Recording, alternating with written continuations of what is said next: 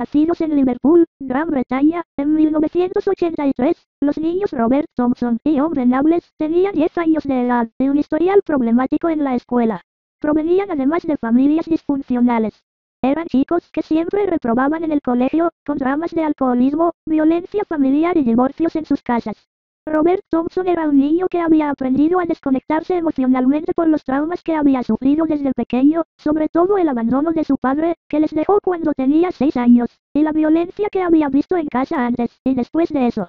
Los paralelismos con John Venables resultaban evidentes. Ambos tenían problemas en su casa, un entorno violento donde se abusaba del alcohol, graves conflictos entre sus padres, hermanos con dificultades de aprendizaje y, además, sufrían el acoso de sus compañeros. Por eso se hicieron tan amigos. Unos días antes, habían visto juntos la tercera película de Chucky, el muñeco diabólico. Esa cinta, según declararían meses después, los inspiró para cometer la acción que emprenderían poco después. El 12 de febrero de 1993, Robert Thompson y John Venables faltaron a la escuela. Días antes habían intentado robarse a un niño, pero la madre había regresado pronto y no lo habían conseguido. Ese día lo intentarían de nuevo. Habían estado dando vueltas por los alrededores del centro comercial Strand, de Butler, Merseyside de Liverpool, en Inglaterra. Tiempo después, una anciana recordó que ese día los chicos se burlaron de ella por caminar encorvada. Una empleada afirmó que los echó de la oficina hipotecaria donde trabajaba, después de que entraran gritando y revolvieran los folletos de información. Uno de ellos fue visto también en la librería del centro comercial, hojeando un cómic. Cuando la dependiente le preguntó si quería algo, tiró el cómic y salió huyendo. Mientras tanto, Dennis Bulger y su hijo de 2 años, James Patrick Bulger, nacido el 16 de marzo de 1990, estaban haciendo compras. Para las 15:37 horas, el pequeño James y su madre entraban en una carnicería. Las cámaras de vigilancia del centro comercial registraban todo, paso a paso, con la hora sobrepuesta a las imágenes. Una documentación en video del itinerario fatal de esa mañana invernal. Cerca de allí, los 2 niños vigilaban. A las 15:38, el pequeño estaba junto a la puerta de la tienda, esperando a que su madre terminara. A las 15:39, cuando Thompson y Venables le tendieron la mano, el niño, curioso y de naturaleza jovial, no lo pensó 2 veces. A las 15:40, Dennis salía de la tienda y buscaba a James. A las 15:41, James reaparecía en otra cámara, caminaba por la galería principal del centro en compañía de 2 niños mayores que él. A las 15:42, James se acercaba a la puerta del recinto, dando la mano a uno de sus acompañantes. A las 15:43, el trío abandonaba el centro. Esa fue la última imagen de James Bulger con vida. La madre lanzó la alarma de inmediato, pero ya era tarde. James se había alejado con sus asesinos por una salida secundaria, como mostraron luego las cámaras del circuito cerrado de televisión.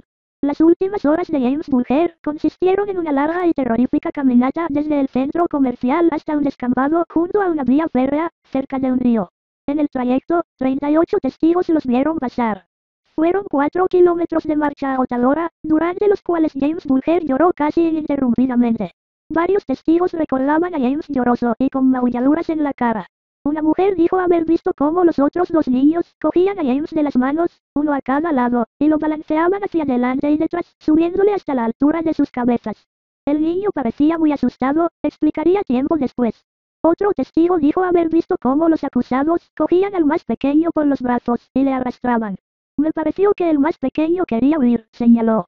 38 testigos admitieron ver a los chicos maltratando a James Bulger durante el trayecto que hicieron, pero ninguno intervino ni lo defendió.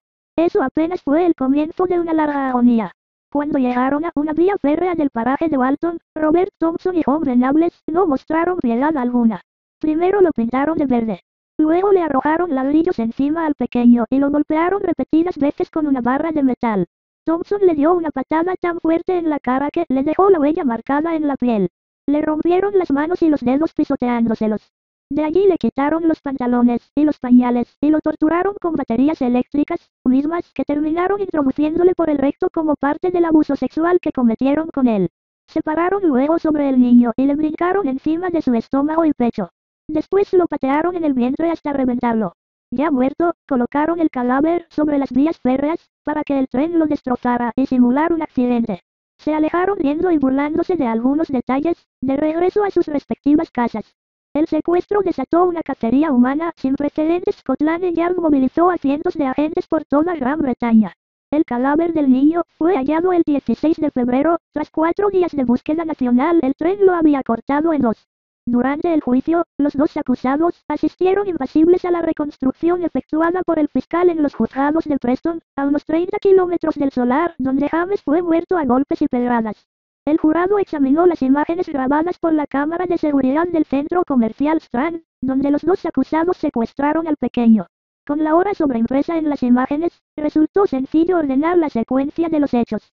En el juicio, los niños asesinos nunca tuvieron la menor oportunidad de defenderse. La prensa y la opinión pública siempre los trató como adultos. Joe Venables aprendió a desconectarse de lo que se decía en la sala, para concentrarse en sus zapatos o en jugar con las manos.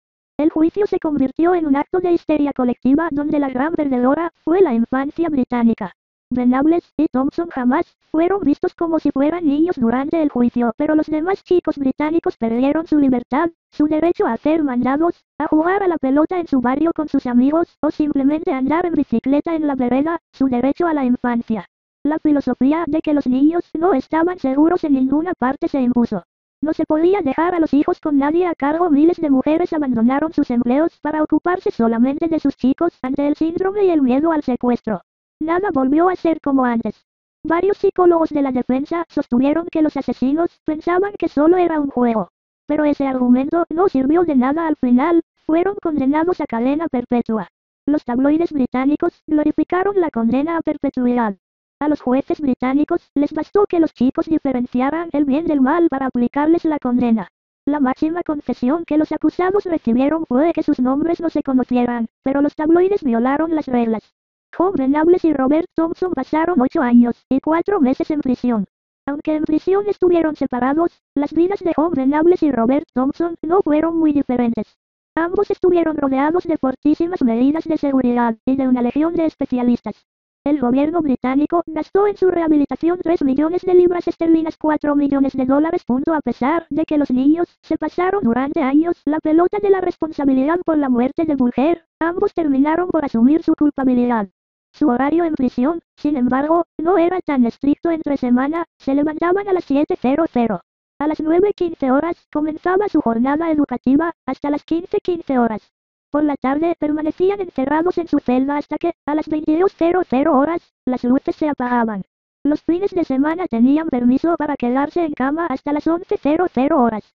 En sus cumpleaños, recibían 10 libras. Incluso, Venables y Thompson realizaron varias salidas supervisadas al exterior, muchas de ellas al teatro.